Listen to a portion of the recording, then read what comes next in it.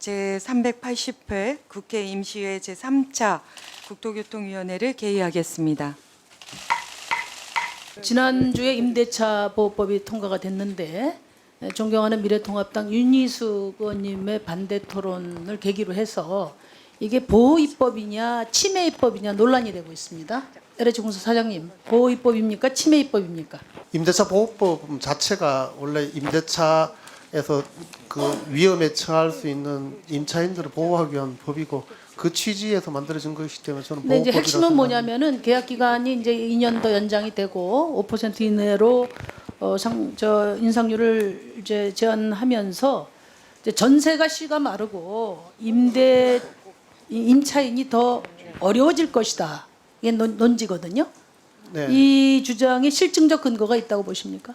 아주 예외적으로 그 이제 전세 그 가옥주 입장에서 그 계약 기간이 길어지거나 뭐 그래서 또 불편한 분이 있겠지만 그 전세를 할 수밖에 없는 가옥주의 속성이 있습니다. 왜냐하면 전세금이 높다는 거는 그만큼 자기 돈을 그 전세금으로 근데 활용해서 사장님, 근데요.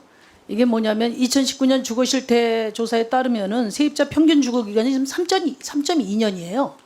네. 그러니까 그리고 또 시장에서는 이미 일회갱신 같은 경우에는 관행으로 이루어지고 있는 거고요. 그러니까 겨우 이번 법안은 0.8개월 늘리는 법안입니다. 이것 때문에 전세가 씨가 마를 것이다. 이게 과연 근거가 되는지 국토부에서 정확하게 이에 대한 그 증빙이 있어야 될 거라고 보고요.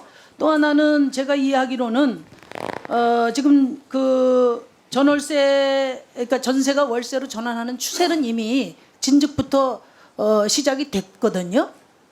저금리하고 주거 형태 변화에 따라서 제가 알기로는 2012년에 전월세가 역전됐습니다. 19년 자료 제가 찾아보니까 지금 전세가 39.1%고 월세가 61% 가까워요.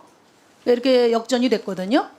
그래서 이게 전세가 월세 전환이라는 것이 이미 추세화되고 있는 상황이다.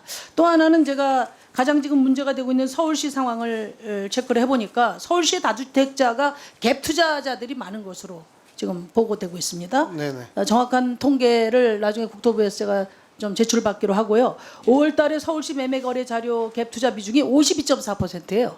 그러니까 이렇게 갭 투자 하시는 분들은 또 당장 전세를 좀 월세로 전환하는 것도 쉽지 않을 것 같아요. 네, 그렇습니다. 그래서 지금 윤희숙 의원님이 말씀하시는 그런 이번 임대차 보호법으로 월세가 씨가 마르는 상황이 되는 것은 이것은 실증적 근거가 없다. 그리고 부작용을 과장하는 무책임한 주장이다. 이렇게 저는 생각하는데 어떻게 생각하십니까?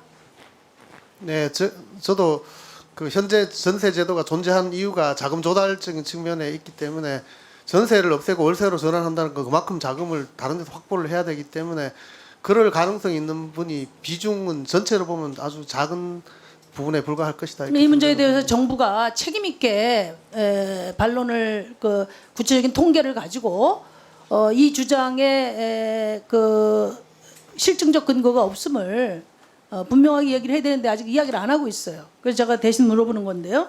저는 한 가지 전세가 월세로 전환할 요인이 있다고 보는 건 뭐냐면은 지금 월세 전월세 전환율이 너무 높아요.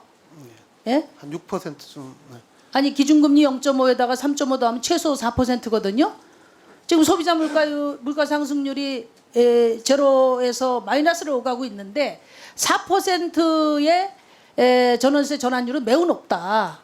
그리고 지금 5% 상한율로 한 것도 저는 지적을 했지만 이 지자체에서 다시 조례화하는 과정에서 현실의 지금 저금리 상황이 지속될 거라는 걸 고려해야 된다고 보거든요.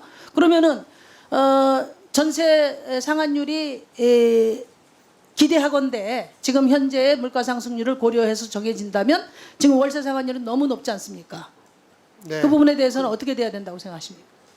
네, 다행히 그 현재 임대차 보호법에서는 아까 말씀드린 것처럼 이미 연 5% 상한으로 적혀 있고, 상한이라는 건 그때 그까지 가능하다는 것이지 올려야 된다는 것은 아니기 때문에 그 부분에 대해서는 지역의 특성에 맞게 지자체장이 조례를 통해서 결정하면 될 수 있다. 아니 그러니까 이게 지금 대통령령으로 돼 있더라고요. 월세 그 전월세 전환율은 그럼 그 문재인 정부가 당장 국무회의를 열어서 월세 전환율이 이렇게 높은 부분을 손 봐야 된다고 생각합니다.